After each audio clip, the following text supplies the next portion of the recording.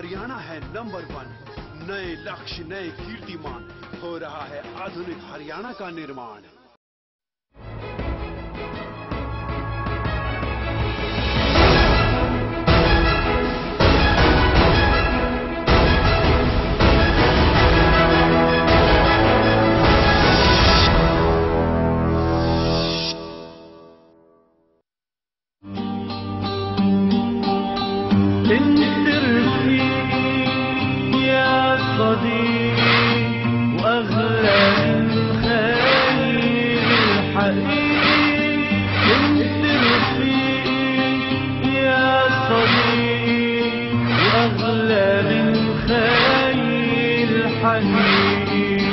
بدي منك ما تحرمني لبكل دقيقة تعذبني.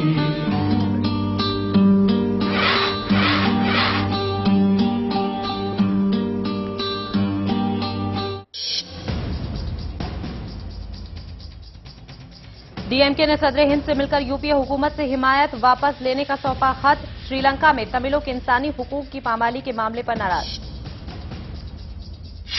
मिस्री सदर मोहम्मद मोर्सी हिंदुस्तान के पहले सरकारी दौरे पर। वजीर आजम मनमोहन सिंह और मिस्री सदर मोहम्मद मोर्सी ने कई मुआहिदों पर किए दस्तखत। ख्वातीन को तहफ़्फ़ुज़ मुहैया कराने वाला आबरूरेजी मुखालिफ बिल लोकसभा में अक्सरियत के साथ पास। ये बिल राज्यसभा में आज किया जाएगा पेश। यूपी के वजीर आला अखिलेश यादव ने मुस्लिम पर्सनल लॉ बोर्ड के सदर सैयद मोहम्मद राबे हसन नदवी से की मुलाकात। मुसलमानों के मसाइल हल करने का किया वायदा। आदाब, मैं हूं नाज आसिफ शेख। पेशे खिदमत है मंजरनामा। खबरों की शुरुआत श्रीलंकाई मसले पर हिमायत वापस लेने वाली डीएमके से जुड़ी खबर से। जी हां, डीएमके ने हुकूमत से हिमायत वापस ले ली है और इसी मसले पर डीएमके के इस ऐलान के बाद अरकान ने टीआर बालू की क़यादत में सदर हिंद से मिलकर यूपीए हुकूमत से हिमायत वापस लेने का खत सौंपा। डीएमके के कुल 18 अरकान हैं और उनके यूपीए से बाहर आने से मरकजी हुकूमत पर किसी भी तरह का कोई खतरा फिलहाल नहीं दिख रहा है।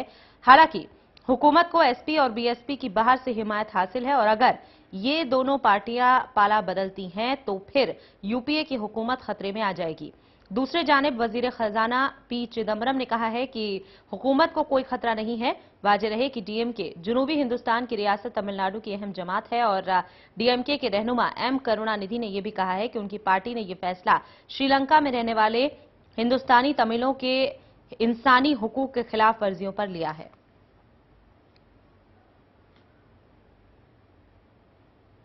हालांकि अब वजीर खजाना पी चिदम्बरम ने प्रेस कॉन्फ्रेंस कर यह साफ कर दिया है कि जिस तजवीज की मांग डीएमके की तरफ से की जा रही थी उस पर पहले से ही हुकूमत गौर कर रही थी। बावजूद इसके न जाने क्यों डीएमके ने इस तरह का फैसला ले लिया।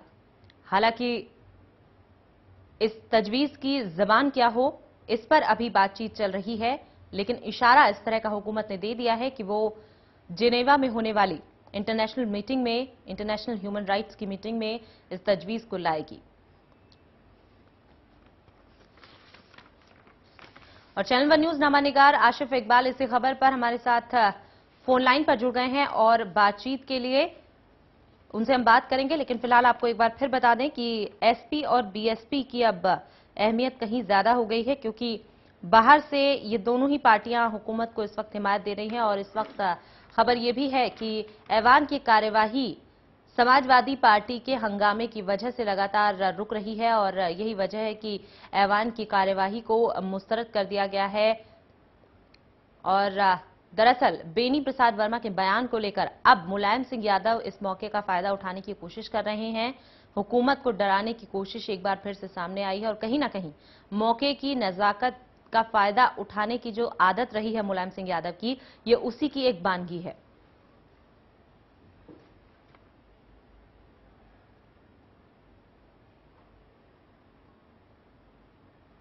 और अब आपको सीधे ले चलते हैं ऐवान की कार्यवाही में, जहां इस वक्त लोकसभा में हंगामा हो रहा है। Hindi and English version of the Committee on Private Member Bills and Resolution. Shri Govind Chandra Naskar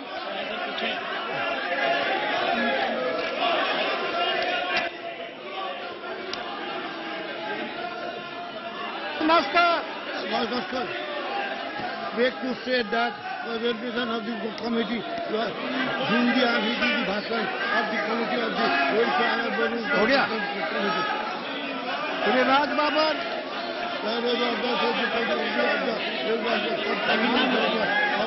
Shri Raj Kumari Ratan Singh,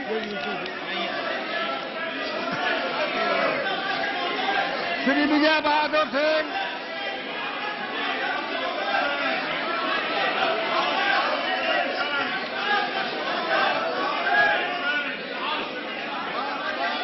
Shri M.M. Pallavraju.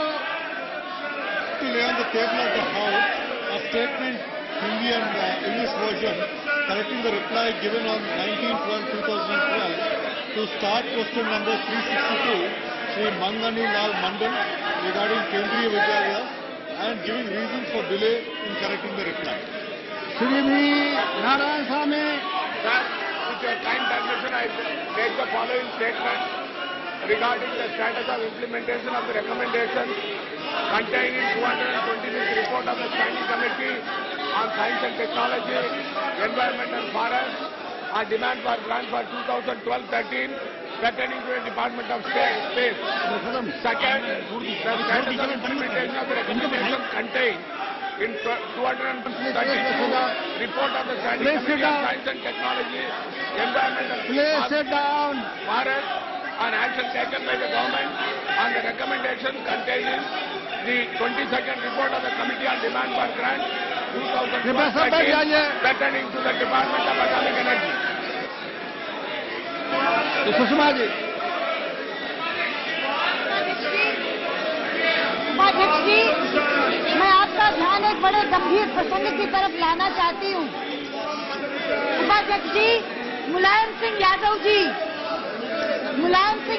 जी हमारे सदन के बहुत ही वरिष्ठ और सम्मानित सदस्य हैं। वो समाजवादी पार्टी के नेता भी हैं और सत्ता पक्ष के समर्थक दल भी। लेकिन ये विडंबना है कि सत्ता पक्ष में बैठे हुए एक मंत्री ने पहले उनके खिलाफ बहुत अपशब्दों का इस्तेमाल किया और उसके बाद जब समाजवादी पार्टी के लोगों ने यहाँ ये मुद्दा उठाकर उनसे माफी मांगने की बात की, तो बजाय माफी मांगने के लिए उन्होंने अपनी सारी बातों को दोहराते हुए एक बात और जोड़ दी कि अगर यूपीए को मुलायम सिंह यादव समर्थन देते हैं तो क्या करते हैं, वो तो उसके बदले में कमीशन लेते हैं। उपाध्यक्ष महोदय, हमारे वैचारिक मतभेद हो सकते हैं, विचारधाराएं अलग अलग हो सकती हैं, वो सत्ता पक्ष को समर्थन भी दे सकते हैं, लेकिन सदन के एक सम्मानित नेता के प्रति इस तरह के निराधार आरोप लगाए जाए कि वो समर्थन देते हैं, वो कमीशन देते हैं। मैं कहना चाहूंगी सत्ता पक्ष के लोगों को इसके बारे में तुरंत यहाँ बयान देना चाहिए। ऐसे निराधार और अनर्गल बातों के लिए ऐसे मंत्री को एक क्षण भी मंत्रिमंडल में नहीं रखना चाहिए, उन्हें तुरंत मंत्रिमंडल से बर्खास्त करना चाहिए। या तो वो अपना आरोप साबित करें और नहीं तो उनको एक क्षण भी रहने का अधिकार नहीं है मंत्रिमंडल में, इससे पूरे सदन की अवमानना होती है। ये संसद के विशेषाधिकार का सवाल है, ये विशेषाधिकार हनन हुआ है। नेता के खिलाफ इस तरह की बात कहना, इस सदन के सम्मानित सदस्य पर यह आरोप लगाना कि वो कमीशन खाता है, ये विशेषाधिकार का प्रश्न है। और मैं चाहूंगी कि आप इस विषय को विशेषाधिकार हनन समिति को दें और सरकार तुरंत ऐसे मंत्री को बर्खास्त करे, ये मेरी मांग है। रोशन कर दीजिए ना, अब आप अपने को संबद्ध कर दीजिए। कोई सुनने वाला नहीं। नाम शरद जी, आप इसको संबद्ध कर दीजिए। अब दोनों मिलकर संबद्ध कर दीजिए।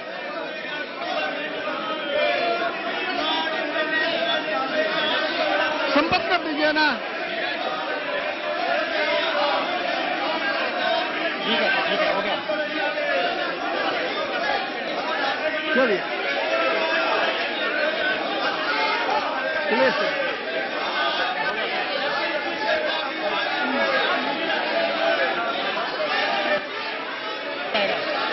और कोई और आगे बनाई जाए।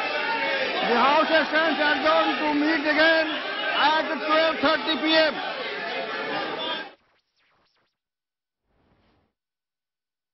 एक बार फिर हंगामे की वजह से मुस्तरद कर दी गई है ऐवान की कार्यवाही। लोकसभा अब दोपहर 12:30 बजे तक उसकी कार्यवाही को मुस्तरद करना पड़ा है। दरअसल समाजवादी पार्टी की तरफ से यह हंगामा किया जा रहा था और अब बीजेपी भी कहीं ना कहीं हिमायत में आ गई है। आपने सुना कि क्या कहना था सुषमा स्वराज का, बीजेपी की रहनुमा हैं और साथ ही लोकसभा में अपोजिशन की लीडर भी हैं। उनका साफ तौर पर कहना था कि भले ही मतभेद हो बीजेपी के समाजवादी पार्टी से, लेकिन इस मसले पर बीजेपी भी आवाज उठाती है, इसकी मुखालफत करती है। जो कुछ बेनी प्रसाद वर्मा ने मुलायम सिंह यादव के बारे में कहा और इस पर जो मांगे रखी गई हैं, जो मुतालिबा किया गया है, वो ये है कि बेनी प्रसाद वर्मा को मंत्री पद से हटाया जाए और साथ ही साथ उनसे माफी भी मांगने को कहा जाए हुकूमत के जरिए। ये मुतालिबा न सिर्फ अब समाजवादी पार्टी कर रही है, बल्कि बीजेपी की तरफ से भी ये मांग रखी जा रही है।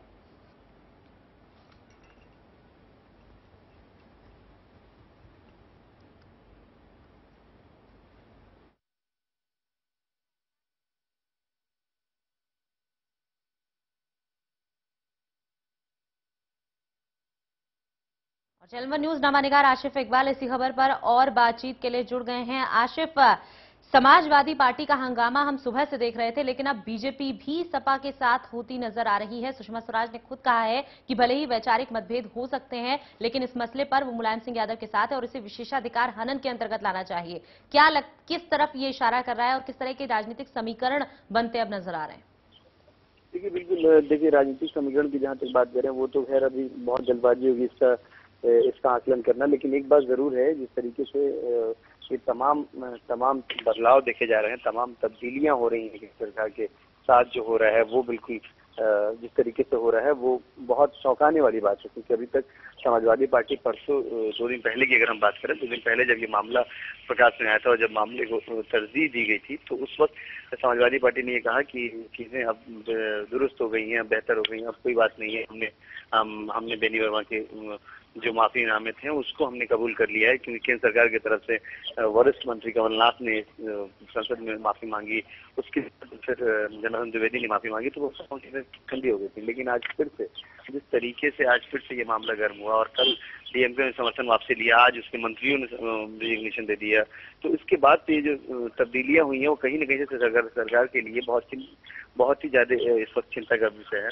और इस वक्त तमाम परेशानियां ये है आशिफ, इस बीच की हुकूमत जानती है कि ये जो मौजूदा सेशन है वो उसके लिए कितना अहम है।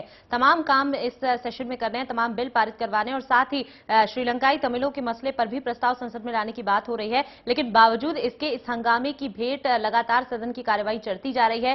क्या वजह है कि हुकूमत डर रही है, हुकूमत कोई ऐसा कदम नहीं उठा पा रही है जिससे ये हंगामा थम जाए, रुक जाए? बिल्कुल आप सही कह रही हैं कि हंगामे को थामने के लिए, हंगामे को शांत करने के लिए बहुत तरह की तब्दीलियां हो रही हैं और मतलब आप सरकार की तरफ से बहुत कवायद की जा रही है। मैं आपको बता दूं, हमारे सोर्सेज जो बता रहे हैं कि जो संसदीय कार्य मंत्री हैं कमलनाथ, उन्होंने ममता बनर्जी से फोन में बात की है, उन्होंने अरुण जेटली से जाकर मुलाकात की है और ये भी सुनने में आ रहा है कांग्रेस के वरिष्ठ नेता की जेडीयू के सुप्रीमो शरद यादव से मुलाकात हुई है। मतलब ये है कि सरकार अपने तमाम दूसरे उपाय भी खोलना चाहती है, तमाम दूसरे उपायों पर विचार कर रही है। मतलब फिलहाल वो सरकार के लिए परेशानी का सबब बने हुए लोगों को तरजीह नहीं देना चाहती, बल्कि उनके अलावे दूसरे लोगों को तरजीह देना चाहती है।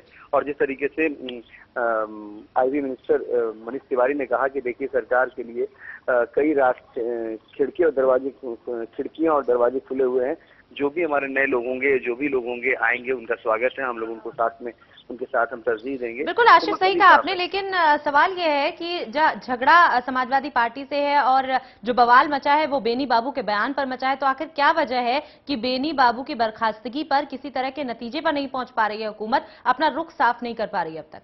एक बात समझिए, बेनी वर्मा जो है वो राहुल गांधी के बड़े करीबी माने जाते हैं, और अगर बेनी वर्मा ने इस्तीफा दे दिया या फिर इस्तीफा देना पड़ा तो ये एक केंद्र सरकार के लिए भी एक मैसेज गलत जाएगा कि दूसरी पार्टियों के दबाव में अपनी पार्टी के एक केंद्रीय मंत्री को इस्तीफा देना पड़ रहा है। लेकिन ये जरूर है कि बीच के रास्ते की तरजीह में है, बीच के रास्ते को ढूंढ रही है केंद्र सरकार। अगर बीच का रास्ता नहीं मिलता है तो फिर कोई कड़ा कदम उठाना पड़ेगा, और वो कड़ा कदम कुछ भी हो सकता है। बिल्कुल आशिफ, आप बने रहिए हमारे साथ, आपसे बातचीत का सिलसिला बना रहेगा। लेकिन फिलहाल वक्त एक छोटे से ब्रेक का हो गया, लेकिन आप कहीं मत जाइए, क्योंकि ब्रेक के बाद आपको समझाएंगे इसके सियासी मायने भी कि किस तरह से अब हुकूमत मुश्किलों से घिरती चली जा रही है और उसके पास कौन कौन से रास्ते बचे हैं इन मुश्किलों से निकलने के।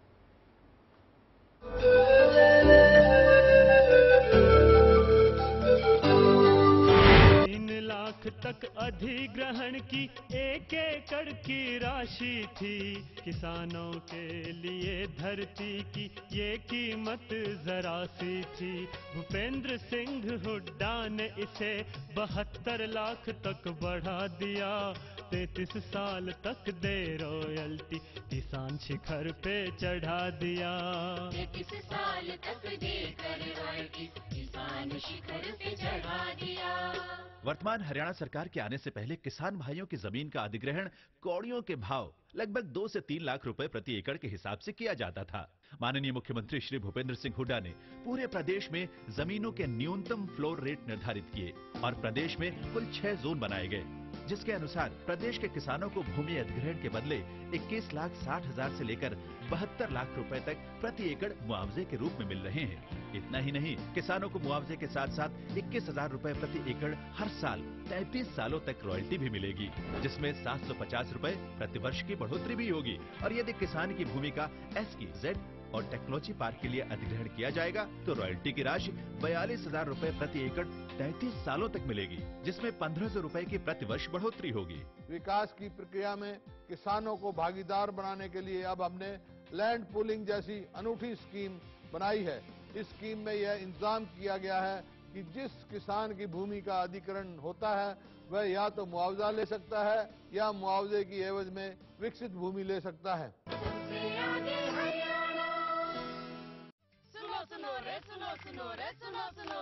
हमने केबल टीवी का सेट टॉप बॉक्स लगवाया और दिल डिजिटल हो गया। फैंटास्टिक पिक्चर क्वालिटी, सैकड़ों चैनलों में से अपनी पसंद के चैनल चुने, रेट कार्ड के हिसाब से पेमेंट करें।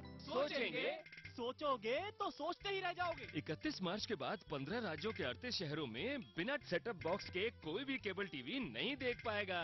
लाखों परिवारों ने सेट टॉप बॉक्स लगवाया, अब आपका नंबर आया। सेट टॉप बॉक्स लगवाएं, डिजिटल हो जाएं।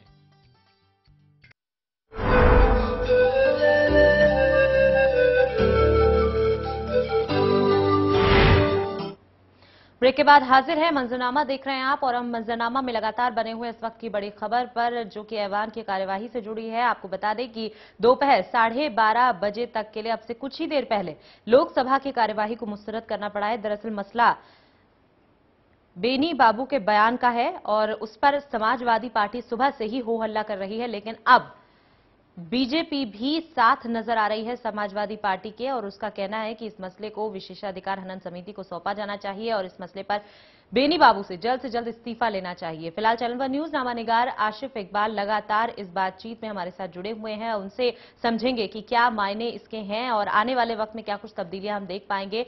आशिफ, जो हालात इस वक्त सदन में हैं, जो अभी हमने कुछ देर पहले देखा कि जिस तरह से हंगामा हो रहा है, क्या उम्मीद है इस बात की कि आधे घंटे बाद 12:30 बजे जब कार्यवाही एक बार फिर शुरू होगी तब यह हंगामा यूं ही चलता रहेगा या कुछ हालात संभलेंगे? देखिए, हंगामे को थामने की तैयारी में जरूर केंद्र सरकार है। केंद्र सरकार तमाम तरह की कवायद भी कर रहा है। केंद्र सरकार के तमाम प्रतिनिधि एक दूसरे पार्टी के नेता से मिल रहे हैं। अभी जिस तरीके से हमारे सोर्सेज बता रहे हैं, हमारे सूत्र बता रहे हैं कि अहमद पटेल की मुलाकात शरद यादव से हुई है। कमलनाथ जो संसदीय कार्य मंत्री हैं, उन्होंने ममता बनर्जी से फोन पर वार्ता की है। उसके बाद वो अरुण जेटली से वो जाके मिले हैं और इस तरह की तमाम कवायद कर रहे हैं। वो लोग चाहते हैं कि कोई बीच का रास्ता जरूर निकले। जिस तरीके से हंगामे की भेंट लगातार पार्लियामेंट चढ़ता जा रहा है, संसद में इस वक्त काफी अहम माना जा रहा था, क्योंकि संसद में कई सारे बिल जो पेंडिंग है उसको पास कराने हैं। केंद्र सरकार इस बात को लेकर काफी मजबूती से सामने ले आ रही थी कि हम तमाम बिलों को चाहते हैं कि पास करा लिया जाए, चाहे वो एंटी रेप लॉ बिल हो, चाहे लोकपाल बिल हो, चाहे फूड सिक्योरिटी बिल हो, या फिर वुमेन्स रिजर्वेशन बिल हो। तमाम जो बिल हैं उसको पास कराने का कवायद करना। और साथ ही ये भी बता दूं मैं आपको कि ये बजट सेशन जो है ये आखिरी बजट सेशन है चुनाव से पूर्व का, तो इसलिए ये काफी अहम था और इसको निर्धारित रूप से चलाने की जिम्मेवारी सरकार की थी, केंद्र सरकार की थी। लेकिन केंद्र सरकार जो हालिया अभी 48 घंटों की अगर हम बात करें तो 48 घंटों में ही तमाम चीजें बदलती हुई नजर आई। एक तरफ बेनी वर्मा का बयान आना, फिर उस पर हंगामा करना, लोकसभा और राज्यसभा दोनों में हंगामा होना समाजवादी पार्टी की तरफ से, फिर उसके बाद डीएमके श्रीलंका मुद्दे पर, तमिलों के मुद्दे पर डीएमके का खड़ा रुख और ये तमाम चीजें। आशिफ, ऐसे वक्त में जब यूपीए अच्छी तरह से इस चीज को समझती है कि जो छोटी छोटी पार्टियां हैं, जो क्षेत्रीय पार्टियां हैं, वो अपनी अहमियत को बढ़ा चुकी है डीएमके की हिमायत वापस लेने के बाद, तो ऐसे वक्त में आखिर क्या वजह है कि मुलायम सिंह यादव से सीधे बात नहीं हो रही है, इस मसले को जल्द से जल्द सुलझाने में नाकाम हो रही? क्योंकि बेनी बाबू के बयान को आए काफी वक्त हो चुका है, इस पर हंगामा भी रोज हो रहा है, सदन में भी हो रहा है, बावजूद इसके सरकार इस पर कोई हल नहीं निकाल पा रही है। देखिए, मैं आपको आज बता दूं कि हल सरकार ने निकाला था। मुलायम सिंह यादव से डायरेक्ट बात भी हुई थी। मैं आपको बता दूं कि परसों रोज ये तमाम बातें साफ हो गई थी कि बेनी वर्मा ने ऐसा बयान जो दिया है वो बिल्कुल निंदनीय है, बिल्कुल गलत है। और इसके लिए संसदीय कार्य मंत्री कमलनाथ ने पार्लियामेंट में मुलायम सिंह यादव से माफी मांगी थी। उसके बाद कांग्रेस के जो मीडिया सेल के प्रभारी हैं और वरिष्ठ नेता हैं जनार्दन द्विवेदी, उन्होंने भी इस बात को कहा था कि किसी भी नेता को बयान देने से पहले 10 बार सोचने की जरूरत है और किसी को भी बोलने से पहले अपनी जुबान पर कंट्रोल रखने की जरूरत है। इस तरह के बयान साफ आए थे। उसके बाद बेनी वर्मा को यह बात बहुत खटकी थी, बहुत बुरी लगी थी, इसलिए वो कांग्रेस पार्लियामेंट्री कमेटी की जब बैठक थी उसमें वो भाग नहीं लिए थे। उन्होंने अपनी नाराजगी साफ साफ तौर पर जता दी थी। तो मामला एक तरीके से वो ठंडा हो गया था। लेकिन आज फिर से इस मामले ने तूल पकड़ा और जिस तरीके समाजवादी पार्टी, क्योंकि देखिए समाजवादी पार्टी की एक कार्यशैली है, काम करने का एक अलग तरीका है। मुलायम सिंह यादव एक अलग तरह के नेता माने जाते हैं। वो रिलायबल नहीं होते हैं किसी भी चीजों के लिए। वो कब कहां किस चीजों को बेहतर समझते हैं, अपने हिसाब से वो राजनीति करते हैं, अपने हिसाब से वो तमाम चीजों। बिल्कुल, समाजवादी पार्टी अपनी आदत जिस तरह की सियासत वो करती आई है उसी को आगे बढ़ा रही है। लेकिन फिलहाल सवाल ये है कि आखिर बेनी बाबू को लेकर इतनी क्यों नर्म है सरकार? क्योंकि बेनी बाबू ने अपना रुख साफ कर दिया है। वो अपनी पहले तो इस तरह का बयान उन्होंने दिया जिस पर बवाल मचा, उसके बाद अपनी नाराजगी भी दिखाई और उसके बाद मामला ठंडा पड़ने के बावजूद इन्होंने कमीशन की बात जो कही उससे कहीं ना कहीं हालात अब बिगड़ते हुए नजर आ रहे हैं। और जाहिर तौर पर ऐवान में इस तरह की बात कहना सही बात है कि किसी भी सांसद को शोभा नहीं देता। और ये जो हंगामा हो रहा है इसमें बीजेपी भी साथ दे रही है, वो अपनी जगह से जायज भी नजर आ रहा है। क्या वजह है कि हुकूमत इतनी नरमदिल नजर आ रही है बेनी बाबू के लिए? देखिए नाज, हुकूमत नरम दिल नजर नहीं आ रही है, बल्कि हुकूमत ये तमाम चीजों समझना चाहती है। देखिए किसी भी मंत्री को तुरंत हटा देना ये भी हुकूमत के लिए अच्छा मैसेज नहीं जाएगा कि किसी भी दूसरी पार्टी के आरोप पे उसको निकाल दिया गया। अगर वो बात, सबसे बड़ी बात है कि पहली बार जब उन्होंने बेनी वर्मा ने इस बात को कहा था, इस बात की तस्दीक की थी कि उन्होंने बोला है, इस संदर्भ में बोला है, इस बात को उन्होंने पार्लियामेंट में भी बोला था। उस पर मुलायम सिंह यादव ने जब सवाल किए और जवाब मांगे तब उन्होंने उनके तरफ से पार्टी के तमाम वरिष्ठ नेता, तमाम लोगों ने इसमें माफी भी मांगी। लेकिन आज हालात बदले हैं। अब यह देखना होगा कि बेनी वर्मा अपने बयान पर अडिग रहते हैं या फिर माफी मांगते हैं या फिर माफीनामे की पेशकश करते हैं या सुलह सभाई कराते हैं। यह देखना दिलचस्प होगा, क्योंकि अभी तुरंत ये बात, इस तरीके के मैसेज सरकार को भी देना बहुत मुश्किल है कि अगर सरकार एक चीज पर झुकती है तो फिर तमाम चीजों पर झुकती नजर आएगी। ऐसे सरकार के तमाम लोग कह रहे हैं, हमने सरकार के लोगों से बात करी है, वो लोग कह रहे हैं कि अब जी आशिफ, क्या आपके सूत्र इससे जुड़ी कोई जानकारी दे पा रहे हैं कि हुकूमत क्या बेनी बाबू से संपर्क में, उनसे बातचीत की कोशिशें की जा रही है कि वो सदन में माफी मांगे या वो खुद अपनी तरफ से कोई पहल करें जिससे मामला ठंडा पड़ जाए? बिल्कुल बिल्कुल, मैं आपको बताऊं कि इस तरीके से सरकार कवायद कर रही है, क्योंकि देखिए सरकार के लिए भी बहुत मुसीबतें हैं। सरकार को डीएमके का भी साथ चाहिए और सरकार को समाजवादी पार्टी का भी साथ चाहिए, क्योंकि सरकार को इस बार बहुत सारे बिल को पास कराना है। मैं बार बार इसलिए कह रहा हूं क्योंकि ये सदन, ये आखिरी बजट सेशन है चुनाव से पूर्व, 2014 के चुनाव से पूर्व आखिरी बजट सेशन है और ये सरकार के लिए काफी अहमियत रखता है, क्योंकि इसमें बहुत सारे बिल ऐसे हैं, वो बिल क्या कहें कि वो समझ सकती है कि ड्रीम प्रोजेक्ट्स हैं, वो सारे ड्रीम प्रोजेक्ट के जरिए ही वो सरकार चुनाव में जाना चाहती है। अगर वो ड्रीम प्रोजेक्ट को फुलफिल नहीं किया गया, उस ड्रीम प्रोजेक्ट को लोगों के बीच नहीं दिया गया, नहीं बताया गया, तो फिर सरकार के लिए मुसीबतें खड़ी हो सकती है और इस तरह के रिस्क लेने में अभी सरकार एग्री नहीं है। तो इसलिए आप समझ सकती है कि जिस तरह की सुबह भी कवायद बनी है, सुबह 3-3 मंत्री आते हैं और प्रेस वार्ता करते हैं और वो तीनों मंत्री इस बात का संदेश देना चाहते हैं, इस बात की तस्दीक करना चाहते हैं कि देखिए अभी सरकार को हमारे किसी भी तरीके कोई खतरा नहीं है, हम तमाम लोगों से बातचीत कर रहे हैं। मैं आपको बता दूं कि एक हमारे सोर्सेज ये भी कह रहे हैं कि जो अहमद पटेल और शरद यादव की मुलाकात हुई है वो भी उस तरीके से जोड़कर देखा जा रहा है कि जरूरत पड़ने पे जेडीयू से भी मदद की गुहार लगा सकता है केंद्र सरकार, क्योंकि जिस तरीके से हालिया अभी 48 घंटे, हम इसलिए बार बार 48 घंटे का जिक्र कर रहे हैं क्योंकि 48 से 72 घंटे में ही तमाम चीजें बदली हैं। 48 से 72 घंटे में ही जेडीयू और कांग्रेस की नजदीकियां बढ़ी हैं, क्योंकि जिस तरीके से नीतीश कुमार को तुरंत बिल्कुल आशिफ, ये तमाम चीजें ये बता रही है कि हुकूमत इस वक्त जी आशिफ, ये तमाम चीजें इसी तरफ इशारा कर रही है कि भले ही आंकड़ों के फेर में हुकूमत को किसी भी तरह का खतरा ना हो, लेकिन अब हुकूमत के लिए सरकार को चलाना बहुत मुश्किल हो जाएगा, क्योंकि अब हर छोटी छोटी चीज पर जो छोटी छोटी पार्टियों की बड़ी बड़ी मांगे उठेंगी, अब वो कहीं ना कहीं बड़ी मुसीबत बन सकती है सरकार के लिए। फिलहाल बहुत बहुत शुक्रिया आपका आशिफ हमारे साथ जुड़ने के लिए और इस बातचीत के लिए भी। तो अब ये देखना बहुत ही दिलचस्प है कि हुकूमत का अगला स्टैंड क्या होता है, अगला कदम क्या होता है, क्योंकि इस वक्त चौतरफा घिरी हुई नजर आ रही है यूपीए 2 की हुकूमत। एक तरफ डीएमके ने हिमायत वापस ले ली है, तो दूसरी तरफ अब समाजवादी पार्टी ने भी आंखें तरेरनी शुरू कर दी हैं। बीजेपी भी इस मौके को भुनाने में पीछे नहीं है। 12:30 बजे अब दोबारा ऐवान की कार्यवाही शुरू होगी, तब क्या कुछ होगा ये भी हम आपको बताएंगे। फिलहाल के लिए दीजिए इजाजत, अल्लाह हाफिज।